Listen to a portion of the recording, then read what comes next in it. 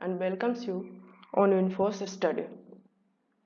तो देखिए हम previous videos part 1, part 2, part 3, part 4 में ये देखें कि वर्ब क्या होता है, वर्ब को हम सेंटेंसेस में किस तरह से यूज करते हैं और मोडस को किस तरह से सेंटेंसेस में यूज करते हैं, वर्ब कितने प्रकार के होते हैं. So let's have a review of those all topics which we have studied in previous video. So topics are studied yet.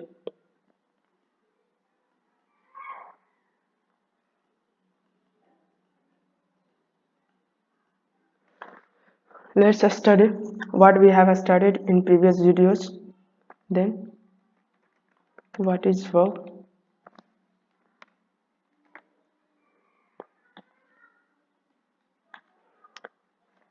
Its classification.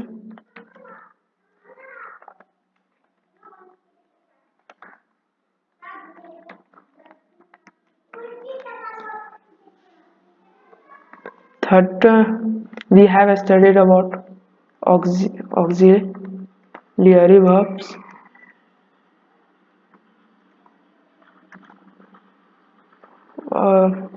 What are auxiliary verbs?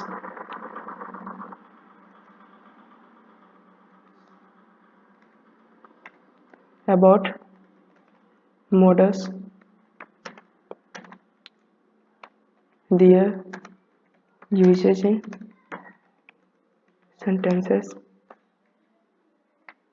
Next, different types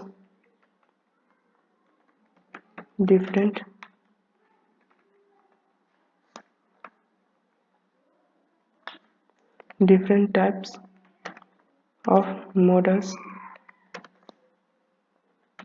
their usage in sentences. After that, we have studied about possibility showing modals. About possibility showing modals as can, could, may, might, must, would, etc.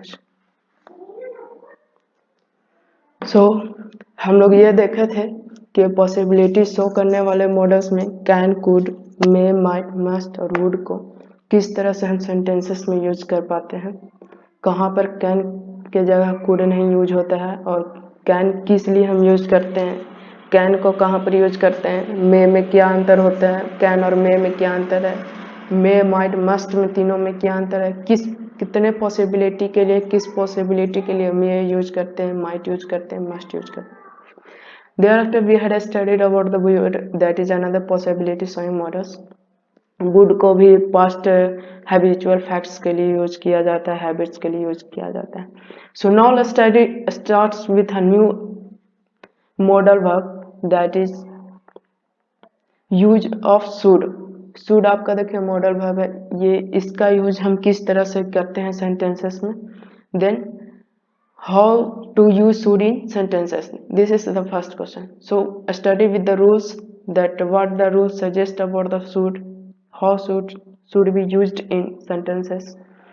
Then should is used for suggestions. अब किसी को सलाह देना हो, suggestion देना हो तो वहाँ पर हम should यूज करते हैं. For example you should study English, आपको इंग्लिश पढ़ना चाहिए. तो ये देखिए आपका सजेशन शो कर रहा है that you should study English. फिर आता है आपका बात कि rule number 2, should is use for advice. किसी को सलाह देना हो, किसी को परामर्श देना हो, वहाँ पर भी हम शुड का यूज करते हैं. For example you should not laugh at his mistake. एक आदमी है जो दूसरे आदमी को ये सलाह दे रहा है, परामर्श दे रहा है कि तुम्हें उसकी गलतियों पर हंसना नहीं चाहिए था. Then it's a advice and so should is used in this sentence. It is a advice to anyone. देखिए मैंने मार्क कर रखा है कि should not laugh का मतलब क्या हुआ. Then it is a advice to anyone that you should not make mock or laugh at his mistakes. Rule number 3, should be used as negative purpose after the use of list। अगर बात आ रहा है sentence में, अगर हम list use करते हैं और उसके बाद अगर निगेटिव पर्पस का कंडीशन आता है तो वो वहाँ पे हमें शुड यूज करना पड़ता है। जैसे देखिए, he run fast lest he should miss the train. उसे तेज दौड़ना चाहिए, कहीं उसका ट्रेन मिस ना हो जाए, छूट ना जाए। हमें एग्जामिनेशन सेंटर पे टाइम से पहुंचना चाहिए, कहीं हमारा एग्ज़ाम कैंसिल ना हो जाए या हमें एंट्री ना मिले एग्ज़ाम देने के लिए। तो देखिए, लिस्ट के बाद अगर निगेटिव पर्पस की तरह से अगर सेंटेंस को यूज करना है या शो करना है तो वहाँ पर आपको शुड यूज करना पड़ेगा।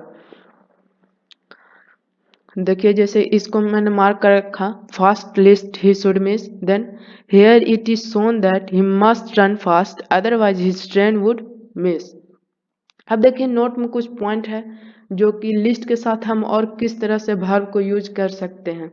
Then we can use should plus V1 form with lest and we can also use directly V1 form, but take care that we must not use s और यस फॉर्म, एस और es with V1 form.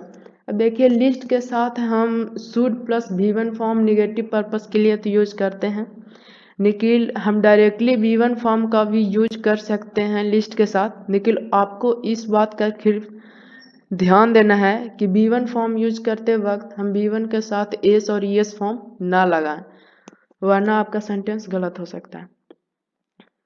For example, take care lest you fall, तो कहीं आप गिर ना जाओ। ये देखिए, आपका निगेटिव सेंस यहाँ पर भी आया, पर यहाँ पर डायरेक्ट आपका वर्ब V1 यूज किया, इसके साथ कोई एस और यस फॉर्म नहीं यूज हुआ। हेल्प हिम लिस्ट ही फेल, आप उसकी मदद करो ताकि वो फेल ना करे। So no have a view upon the new verb model that is ought to in sentence. देखिए, ought to का सेंटेंस में बहुत ही लिमिटेड यूज होता है, ज़्यादा इसका यूज होता नहीं है, क्योंकि इससे ज़्यादा क्वेश्चन बनते नहीं, क्योंकि रूल के हिसाब से इसका एक ही जगह पे यूज ज़्यादा होता है, मॉरल ड्यूटीज़ में या फिर मॉरल ऑब्लिगेशंस में। मॉरल ऑब्लिगेशन, मॉरल ड्यूटीज़ दोनों सेम है। तो मॉरल ड्यूटी, जैसे आपका इंडियन कॉन्स्टिट्यूशंस में भी मॉरल ड्यूटीज़ हैं, फंडामेंटल ड्यूटीज़ हैं, जैसे respect to preamble, respect to constitution, respect to Indian flag, songs, anthems. तो ये respect to every religion, secular, ये सारे आपके ड्यूटीज़ हो गए। तो देखिए, ये सारे ड्यूटीज़ के साथ या कोई भी मॉरल ड्यूटीज़ के साथ आपको ought to लगाना होता है सेंटेंसेस में। For example, we ought to love our nation, हमारी ये ड्यूटी है, it's a duty of every citizen of each country that he must love to his nation और हर नेशन। तो we ought to love our nation, हमें ये हमारा ये कर्तव्य है, नैतिक कर्तव्य है कि हम अपने देश से प्रेम करें, हमें अपने देश से प्रेम हो, देश प्रेम हो, देशभक्ति हो हमें। ये आपका यहाँ पर जब इस तरह का सेंटेंस आए मोरल ड्यूटीज का, नैतिक कर्तव्य का, तो हमें वहाँ पे ought to लगाना होता है। For example, we ought to respect our elders, हमें अपने कल्चर का, अपने एल्डर्स का, बड़ों का आदर करना चाहिए, सम्मान करना चाहिए। Then we have to use ought to in these conditions, these sentences like love to nation, respect to elders, respect to our culture, respect to Indian flag. Thanks and have a nice day. Please like, share and subscribe the channel.